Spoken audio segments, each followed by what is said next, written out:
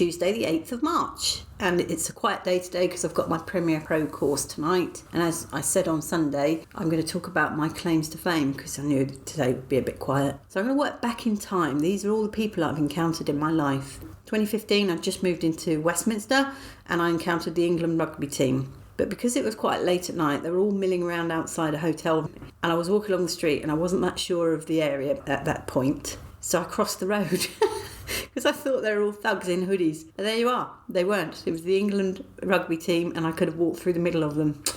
But it would have looked a bit weird if I'd have crossed back over the road, wouldn't it?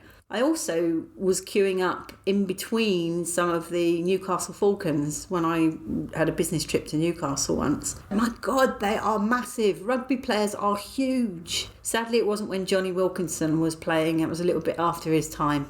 Then for 10 years I lived in Wimbledon, and during that time I saw Andy Murray's brother, obviously during Wimbledon season. I saw Lembic Opik.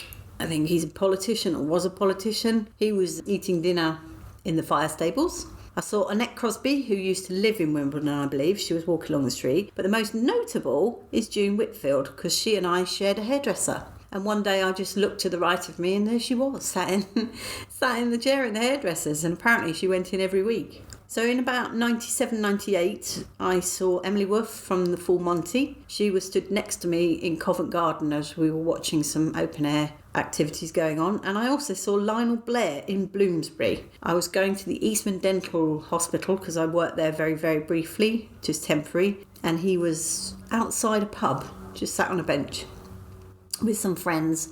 And the most interesting stories come from my childhood, all between about the age of 7 and 9. So I met Roger de Courcy and Nookie Bear. So we went to see him when I must have been about 7. And he gave me a signed card, got all the kids on the stage, basically.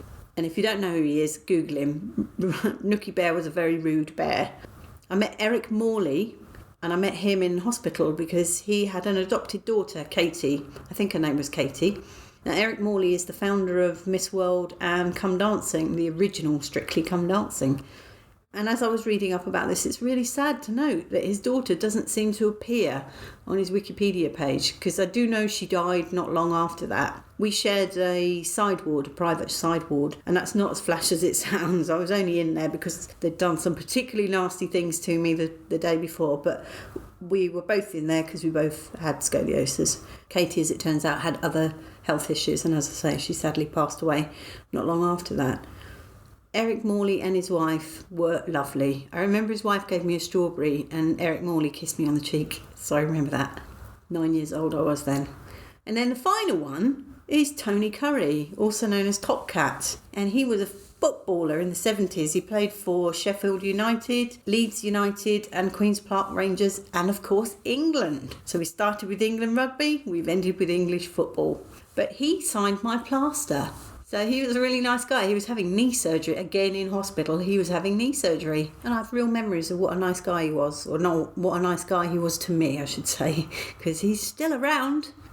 Much love and gratitude.